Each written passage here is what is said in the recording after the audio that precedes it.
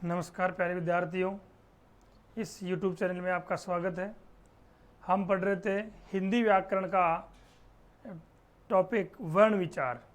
वर्ण विचार में इसका पहला भाग स्वर आपको पढ़ा दिया है।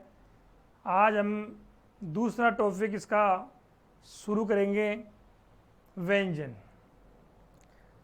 वर्णों के बारे में मैंने आपको अच्छी तरह से समझा दिया है। वर्ण भाषा की, लिखित भाषा की सबसे छोटी इकाई वर्ण कहलाती है। व्यंजन स्वर किसे कहते हैं? वे अक्षर या वर्ण जो अपने मुंह से बिना किसी को स्पर्श किए, बिना किसी रुकावट के सीधे बोले जाते हैं, वे स्वर कहलाते हैं। और व्यंजन इसका ठीक विपरीत है कि वे अक्षर जिनको बोलने पर अपने अंदर स्पर्श होता हो, घर्षण होता हो और वो कई बाधाओं के बाद वो अपने मुख से बाहर निकलते हो, उन्हें व्यंजन कहा जाता है। तो आज का टॉपिक है अपना व्यंजन। व्यंजन किसे कहते हैं? व्यंजन क्या होता है? तो इसमें जो परिभाषा मैंने आपको बता दी, इसके बाद आते हैं व्यंजन कितने होते हैं। वर्णमाला में कुल जो व्यंजन होते हैं उनकी संख्या 33 मानी जाती है। मूल व्यंजन 33 होते हैं, बाकी कुल व्यंजन वो आपको बताया जाएगा। व्यंजनों में मैं सबसे पहले इनका वर्गीकरण करता हूं। मैं वर्गीकरण में जो आपके व्यंजन, जो मूल व्यंजन है,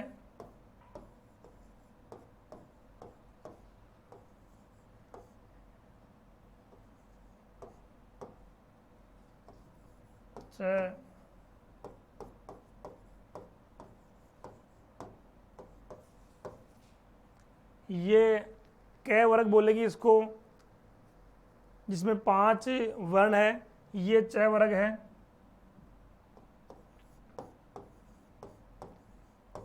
तीसरा ड वर्ग है, ट वर्ग। चौथा है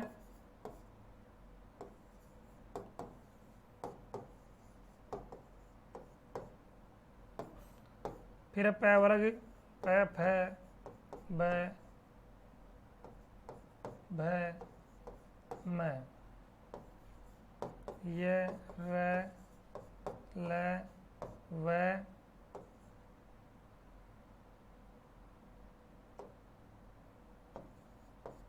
से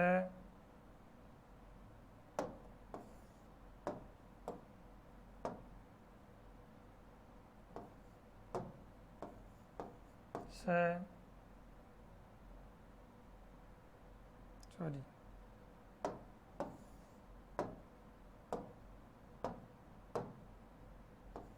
से है।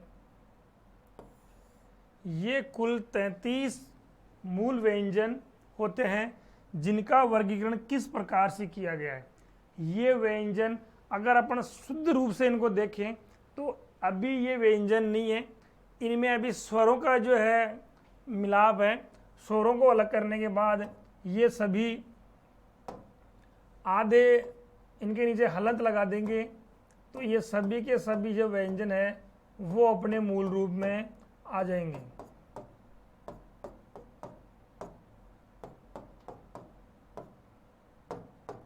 अब इन व्यंजनों में हमने क्या किया है?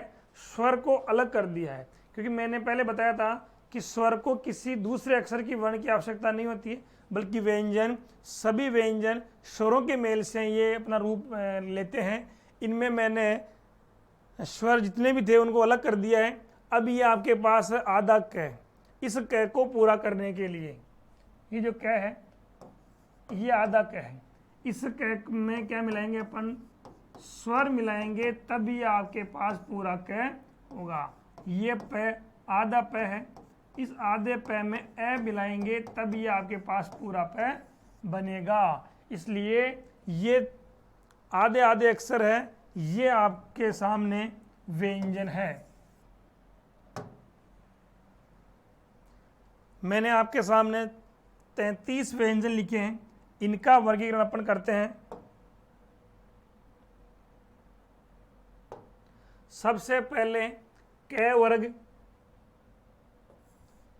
च वर्ग, ट वर्ग और त वर्ग और प वर्ग, ये हैं 25। इनको बोलते हैं अपन स्पर्श व्यंजन। ये हैं स्पर्श व्यंजन। इन वर्णों को बोलने के लिए ये अपने शरीर में कई जगह पे स्पर्श करते हैं, इसलिए हम इन्हें स्पर्श व्यंजनों की संज्ञा देते हैं। और ये स्पर्श व्यंजन हैं जो मात्रा में कुल होते हैं 25 स्पर्श व्यंजन है। क वर्ग, च वर्ग, ट वर्ग, त वर्ग, प वर्ग। एक वर्ग में 5 अक्षर है। और वर्ग में क्यों बोल रहा हूं, इसे क वर्ग क्यों बोल रहा हूं, च वर्ग क्यों बोल रहा हूं, क्योंकि अगला जो आपका टॉपिक होगा वो होगा संधि का। और संधि में विसर्ग संधि, व्यंजन संधि। इन व्यंजन संधि में ये वर्गों के हिसाब से काम आएंगे, इसलिए मैं इनको क वर्ग, च वर्ग और ट वर्ग, त वर्ग और प वर्ग की संज्ञा मैं इनको दे रहा हूं। तो ये वर्ग टोटल मिला के होते हैं अपने 25, जिन्हें बोलते हैं स्पर्श व्यंजन। इनके बाद में आते हैं ये, र, ल, व। ये, र, ल, व, इनको अगर आप शुद्ध रूप से देखें हिंदी में तो ये ठीक है, लेकिन संस्कृत भाषा में ये व यहाँ पे आता है। ये, व, र और ल। व का प्रयोग पहले होता है, लेकिन हिंदी में ये अभी शुद्ध रूप से है। ये, र, ल, व, इन्हें बोलते हैं हम अंतस्थ व्यंजन।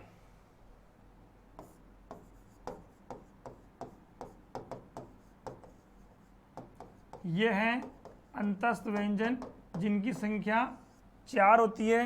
ये, र, ल और व। इसके बाद है श, श, स और है। तीनों से है। इनका उच्चारण वैसे समान रूप से देखा जाता है, लेकिन बोलने में थोड़ा थोड़ा अंतर होता है। जो बहुत कम लोग हैं जो इनके उच्चारण को सही से बोल पाते हैं। श, श, स और है, ये ऊष्म व्यंजन कहलाते हैं, क्योंकि इनको बोलते समय अपने मुंह से एक गर्म हवा बाहर निकलती है, एक अलग ही ध्वनि के साथ में जो हवा है वो बाहर निकलती है, इसलिए इन्हें हम ऊष्म व्यंजन कहते हैं। ऊष्म व्यंजन। और ये भी संख्या में 4 होते हैं। इस प्रकार आपके जो कुल व्यंजन है, मूल व्यंजन है, वो मूल व्यंजन है अपने 25 और 29 और 4 33। मूल व्यंजन हो गए 33, 25 स्पर्श व्यंजन, 4 अंतस्थ व्यंजन और 4 ही ऊष्म व्यंजन। ये तो कुल मिला के आपके पास हो गए 33 व्यंजन। इसके बाद इन्हीं चीज़ों को, इन्हीं अक्षरों को, इसी में टॉपिक आता है आपका 3 अक्षर और है, क्ष, त्र,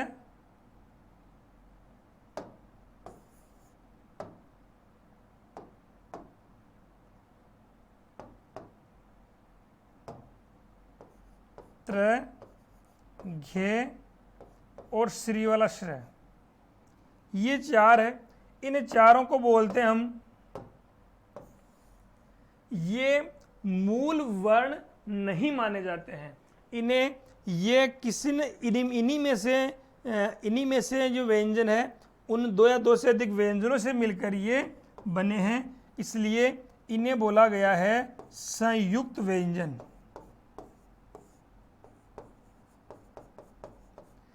इन्हें संयुक्त व्यंजन की संज्ञा दी गई है, क्योंकि ये जो वर्ण है अपने सामने, ये 2 या 2 से अधिक व्यंजनों से मिलकर बने हुए हैं।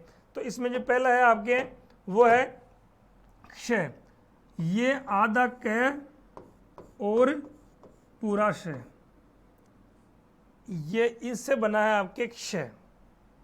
इसके बाद त्र, इसमें आधा त, धन पूरा रह, ये अक्सर लोग इसको लिखने में गलती करते हैं। ये होगा आधा जय और ये होता है जय, और श्री वाले में आधा स और पूरा रह। कई बार क्या होता है बच्चों, परीक्षा में जो वैकल्पिक आपके पास प्रश्न आते हैं उनमें इनके कुछ अलग परिवर्तन, जैसे ये जो है इसके अलावा इसका जो एक ग्रुप होता है वो आधा क धन आधा स धन ए, ये भी कहीं कहीं आता है। यहाँ पर पूरा स था, उस स में से हमने स्वर को बाहर निकाल दिया तो ये आपके सामने आधा व्यंजन हो गया और ए हो गया। ये भी आपका सही है और ये भी सही है। ऑप्शन में कई बार ये नहीं आके अगर ये आ जाए तो आपको उसका आंसर देना है। इसी प्रकार ये आ जाए तयादा धन रयादा धन ए, तो ये आपके इस प्रकार भी आ सकते हैं। तो संयुक्त जो व्यंजन है वो होते हैं 4। अब आपके पास जो व्यंजन की संख्या कितनी हो गई 37। मूल व्यंजन अपने पास हो गए 37। इन्हीं व्यंजनों का अलग अलग भाग और है।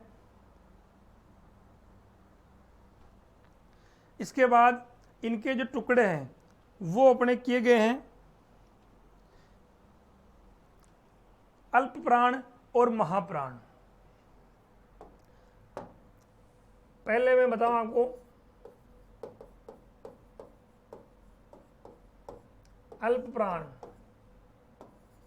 और दूसरा है महाप्राण। अब नाम देखो, अल्प प्राण और महाप्राण, जैसे नाम से ही दिखाई दे रहा है। अल्प का मतलब होता है कम, महा का मतलब होता है ज्यादा। तो अल्प प्राण वे वर्ण जिनमें प्राण जान कम होती है, अर्थात जिनको बोलने पे कम समय लगे, लोड थोड़ा कम पड़े, उन्हें बोलते हैं अल्प प्राण। और अल्प प्राण में प्रत्येक वर्ग का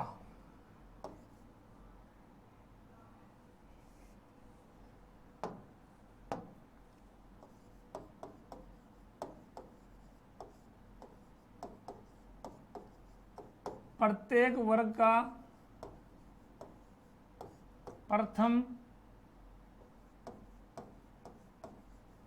तृतीय और पंचम व्यंजन हो। मैंने आपको बताया वर्ग, क वर्ग, च वर्ग, त वर्ग, ट वर्ग, इन सभी वर्गों का पहला अक्षर, तीसरा अक्षर और पांचवा अक्षर ये आते हैं आपके अल्प प्राण में। जैसे पहला व्यंजन मतलब क वर्ग की बात करें तो क वर्ग में पहला मतलब क, तीसरा हो गया ग और पांचवा हो गया नहीं है। ये तीनों के तीनों इसी प्रकार च वर्ग में च ज इये, इसी प्रकार ट वर्ग में ट ड, ये आपके होते हैं।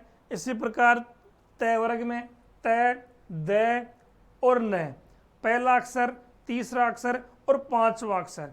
इसी के साथ में सभी अंतस्थ व्यंजन,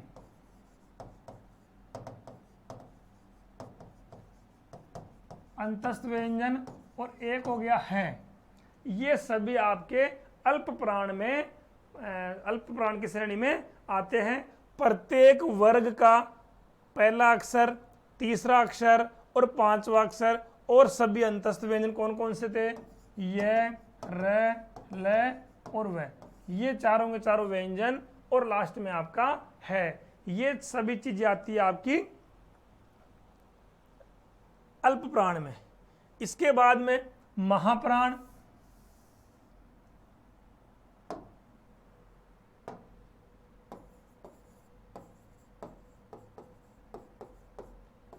अब महाप्राण में कौन कौन चीजें बच गई देखो आप, प्रत्येक वर्ग का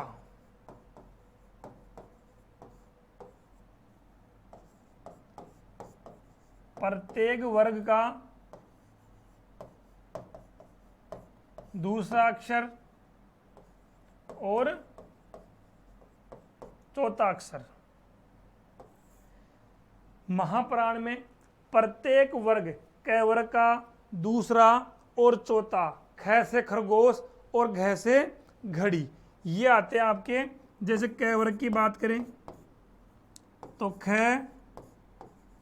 और घ, छ वर्ग की बात करें छ और झ, ट वर्ग की बात करेंगे ठ ड, त वर्ग में आ जाएगा थ और ध, और प वर्ग में आ जाएगा फ और भ। इसी के साथ में श और श, ये तीनों भी आपके महाप्राण में माने जाते हैं। तो ये आपका जो वर्गीकरण था वो दो प्रकार से मैंने किया है, अल्प प्राण और महाप्राण।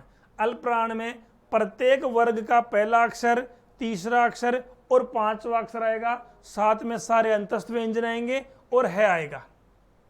इसके बाद महाप्राण, महाप्राण में प्रत्येक वर्ग का दूसरा अक्षर आएगा और चौथा अक्षर आएगा, और साथ में आएंगे स और स, तीनों स जिनको उष्म व्यंजन कहते हैं। उष्म व्यंजन का है अपने अल्प प्राण में कर दिया, बाकी तीनों के तीनों जो उष्म व्यंजन है वो आपके महाप्राण में आएंगे। इसके बाद में दो टुकड़े और होते हैं, घोष और अघोष। घोष जिसको आप सघोष बोलते हो,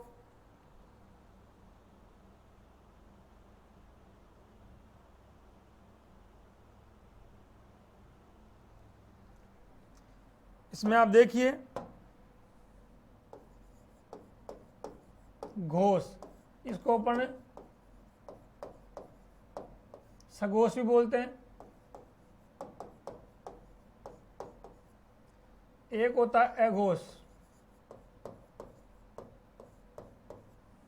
घोष व्यंजन या सघोष व्यंजन, और इसका विपरीत होता है अघोष व्यंजन।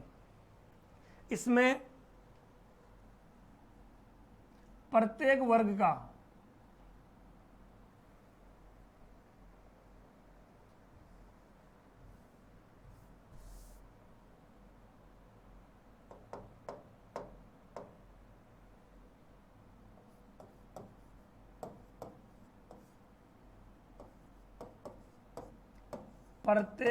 का प्रथम और द्वितीय व्यंजन अघोष व्यंजन। अघोष व्यंजन में दो प्रत्येक वर्ग में पहला और दूसरा व्यंजन है वो आएगा, और साथ में जैसे मैं बात करूं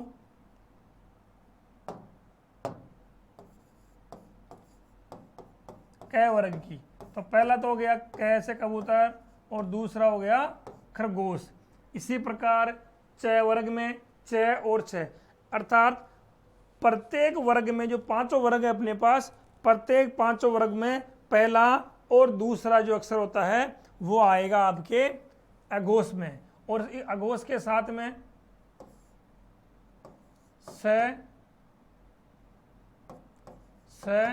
और स, ये तीनों के तीनों जो स है वो अघोष में आएंगे। अल्प प्राण, महाप्राण, अघोष, सघोष, ये सारी की सारी चीजें हैं, ये आपके संधि में बहुत काम में आएगी, इसलिए इनको ध्यान से आप देखिए। अघोष व्यंजन मैंने बताया आपको, प्रत्येक वर्ग का पहला अक्षर और दूसरा अक्षर, साथ में स, श और श। इसके बाद है घोष या सघोष, इसमें आएंगे प्रत्येक वर्ग, कौन सा बच गया, तीसरा, चौथा और पांचवा। इसको मैं नीचे लिख देता हूं,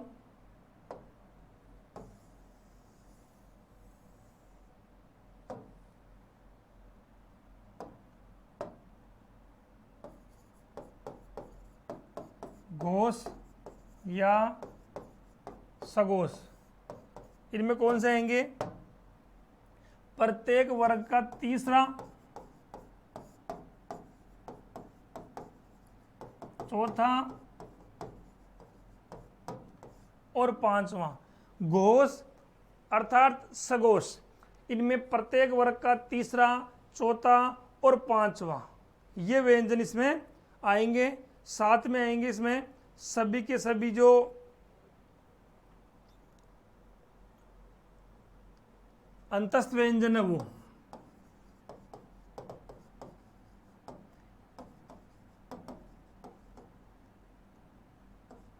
अंतस्थ व्यंजन य, र, ल और व, ये चारों के चारों जो व्यंजन है वो घोष में आएंगे। बाकी तीसरा, चौथा, पांचवा व्यंजन घोष में आएगा। पहला और दूसरा व्यंजन अघोष में आएगा। ये घोष और अघोष। इसके बाद में अब जैसे स्वर तंत्र थे वैसे व्यंजन तंत्र, जिनको व्यंजनों बोलते हैं उच्चारण स्थान। तो अपने व्यंजनों में अलग अलग उच्चारण स्थान हैं। कौन कौन से हैं?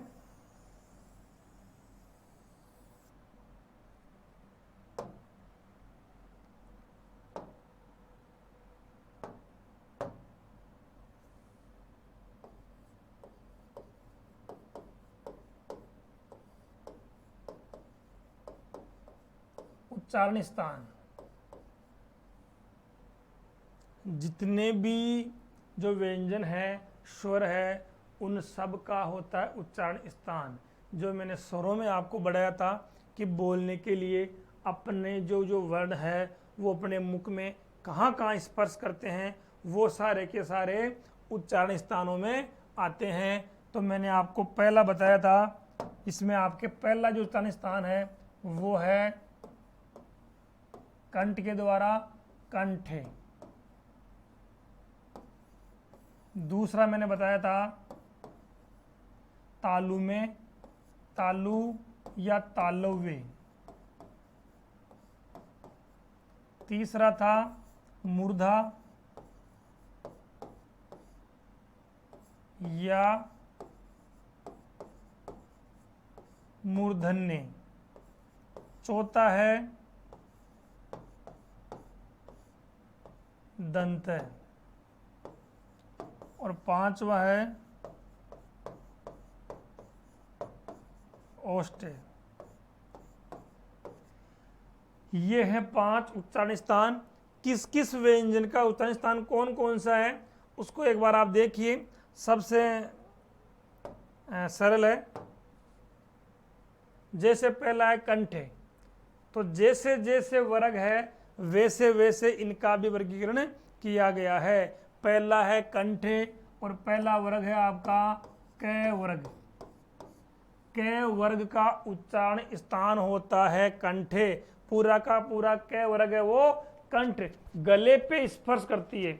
जो ये जो आपके जो बोलने पर जो अपनी हवा है वो घर्षण करती है कंठों में। क, ख, ग, घ। बोल के देखिए। इसके बाद में तालु में होता है दूसरा व्यंजन च वर्ग।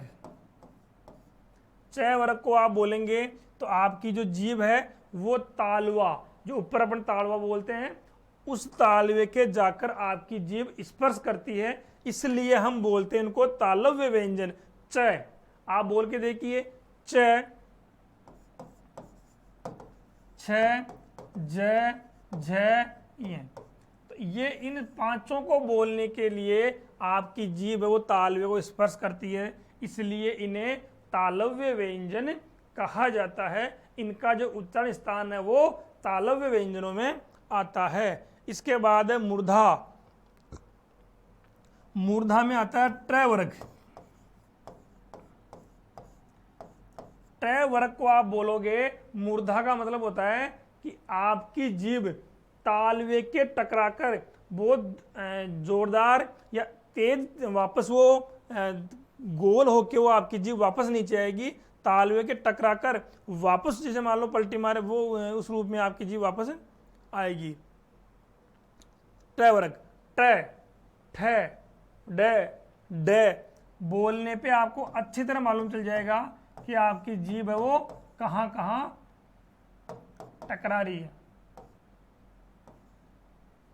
ट, ठ, ड, ढ, ये है। इसके बाद है त, दंते में आएगा त वर्ग। नाम से ही मालूम चलता है ऐसे वर्ण व्यंजन जिनको बोलने पे आपकी जीभ कहाँ पे आएगी, दांतों के बीच में आ जाएगी या दांतों को स्पर्श करेगी, उन्हें बोलते हैं स्पर्श व्यंजन। दंते जैसे त है, त, थ, द, ध, न, इन सब को बोलने के लिए आपकी जीभ को दांतों को स्पर्श करना ही पड़ रहा है, इसलिए ये आपके दंते में जाएंगे।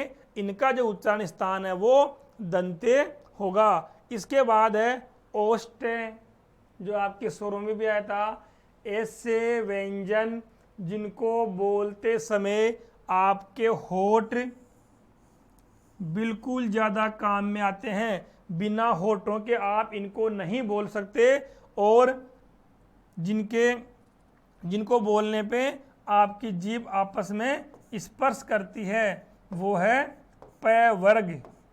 प, प, फ, ब, बिना होठों को स्पर्श किए आप इस प वर्ग को नहीं बोल सकते। प, फ, ब, भ और मैं, ये 500 के 500 जो आपके वर्ण है, इन वर्णों का उच्चारण स्थान माना जाता है ओष्ठ। होठों के स्पर्श करने से इनकी ध्वनि बाहर निकलती है। ये आपके 25 स्पर्श व्यंजन हो गए। इसके बाद में आते हैं अंतस्थ व्यंजन। अंतस्थ व्यंजन कौन कौन से हैं? ये, र, ल, व। इसके लिए आप कंठे को छोड़ दीजिए, उसके बाद में यहाँ पे आ जाएगा ये, इस पे आ जाएगा र, इस पे आ जाएगा ल और इस पे आ जाएगा व। तालु में डाल दिया ये को, मूर्धा में र, दंते में ल, ओष्ठे में व। अंतस्थ व्यंजन हो गए। अब है ऊष्म व्यंजन। ऊष्म व्यंजनों में आते हैं आपके श, श और श और है। तो है को डाल दो आप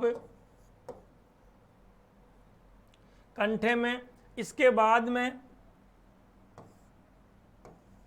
श, स और स, तीनों से एक सलगम वाला तालव्य में, षटकोण वाला मूर्धा में और स्लेट वाला दंते में, ये इनका उच्चारण स्थान हो गया है। एक बार मैं आपको दोबारा बताता हूँ।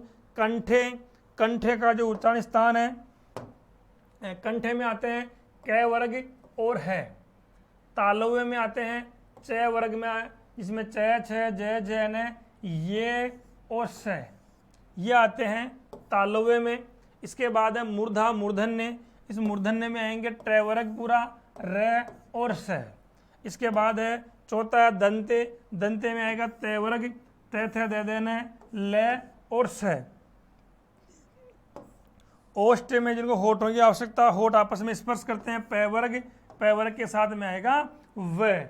ये हो गया आपके उच्चारण स्थान। व्यंजनों में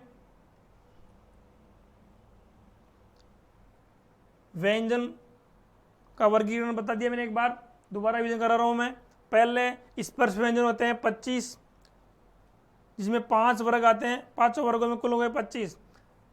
ये रेलवे जो होते हैं 4 अंतस्थ व्यंजन बोलते हैं इनको। उसमें व्यंजन बोलते हैं स है, ये उसमें व्यंजन है। इसके बाद में क्ष, त्र, घे और श्री वाला श्र, ये 2 व्यंजनों के मेल से बनता है, योग से बनता है, इसलिए इन्हें अपन संयुक्त व्यंजन बोलते हैं। क्ष में आता है आधा क और पूरा श, त्र में आता है आधा त और पूरा र, गे में आता है जे और ये, श्र में आता है सलगम वाला और र पूरा। ये है आपके संयुक्त व्यंजन। इनके बाद में अल्प प्राण और महाप्राण, जिनको बोलने में कम समय लगे, जिनमें कम दबाव पड़े, वो अल्प प्राण, प्रथम अक्षर, तृतीय अक्षर और पंचम अक्षर, ये आपके अल्प प्राण में आते हैं। अब यहाँ पे कई पुस्तकों में ये अंतस्थ व्यंजन यहाँ पे नहीं बताए गए हैं, केवल प्रथम,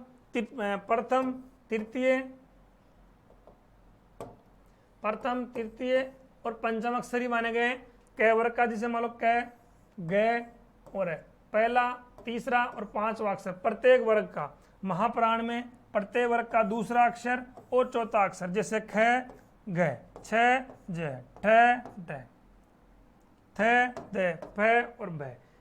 और इसके बाद में ये जिनको आप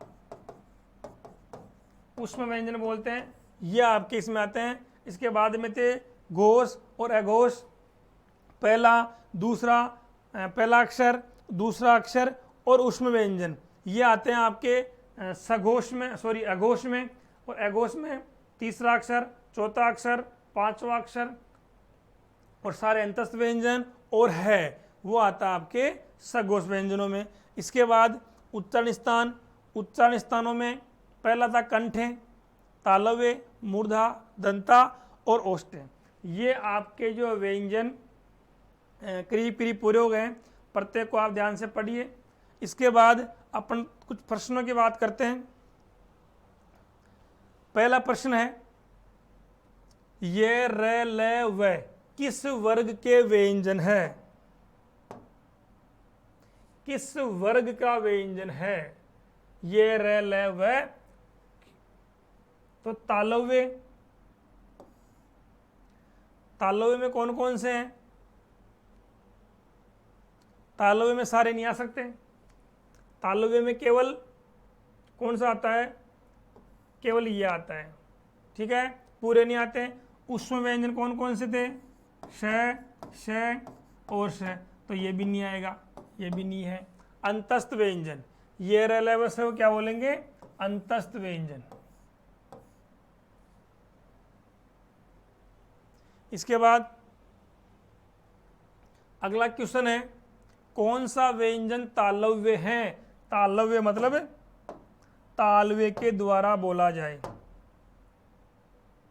तालव्य, पहला कंठ था, दूसरा तालव्य था, ध, घ, ये और ढ। ध किस में आता है? तय वर्ग में, तय, तय, ध। और तय वर्ग आता है दंते में, तो ये भी नहीं होगा। घ आता है क वर्ग में और क वर्ग आता है कंठे में, तो ये भी नहीं होगा। ये आएगा आपके तालव्य में, ये आएगा तालव्य में। ये का उच्चारण स्थान होता है तालव्य और त, थ, द, ये दंते उसमें आएगा मूर्धा में। तीसरा क्वेश्चन है, कौन सा व्यंजन मूर्धन्य नहीं है? मूर्धा में कौन कौन से आते हैं? ट वर्ग पूरा और र और स, ये आते हैं। तो मूर्धन्य में ये स,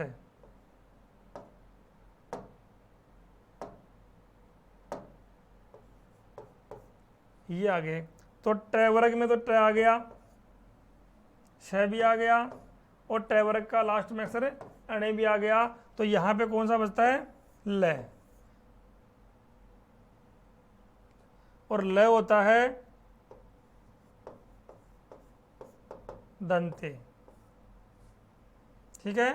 तो मूर्धन्य कौन सा नहीं है? ल नहीं है। इसके बाद अगला क्वेश्चन है, कौन सा वर्ण ओष्ठ्य नहीं है? ओष्ठ्य होठों के द्वारा नहीं है, तो प वर्ग पूरा का पूरा ओष्ठ्य है, तो इसका उत्तर ये भी नहीं आएगा। च वर्ग कौन सा है?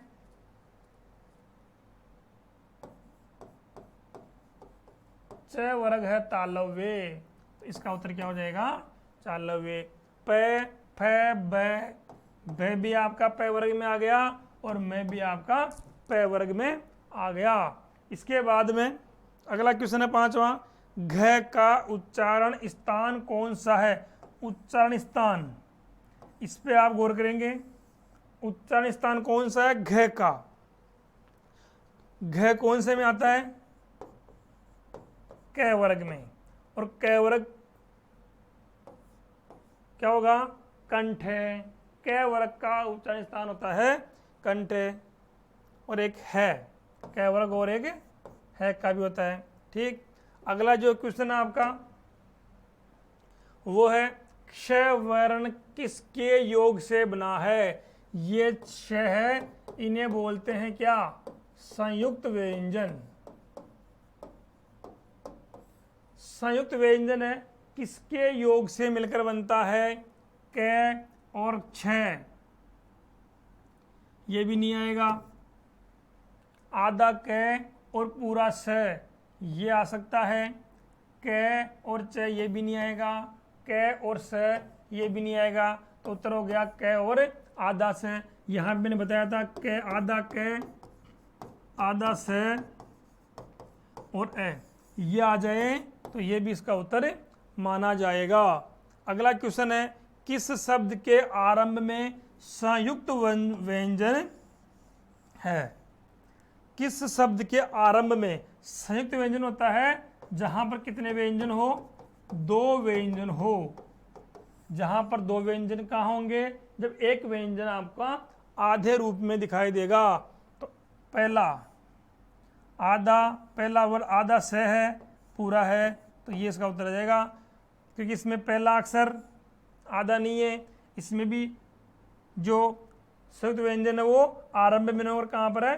अंत में है। इसमें भी संयुक्त व्यंजन अंत में है और इसमें संयुक्त व्यंजन मध्य में है।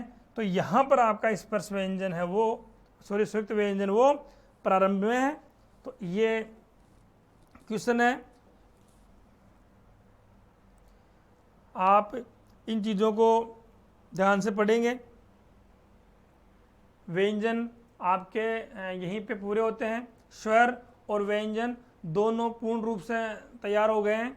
इन चीज़ों को, ये सभी चीज़ों को आप अच्छी तरह से याद करेंगे, और किसी प्रकार से कोई त्रुटि रह गई हो तो आप कमेंट्स कीजिए, अच्छा लगे तो भी कमेंट्स कीजिए, और इस चैनल को सब्सक्राइब कीजिए और लाइक कीजिए।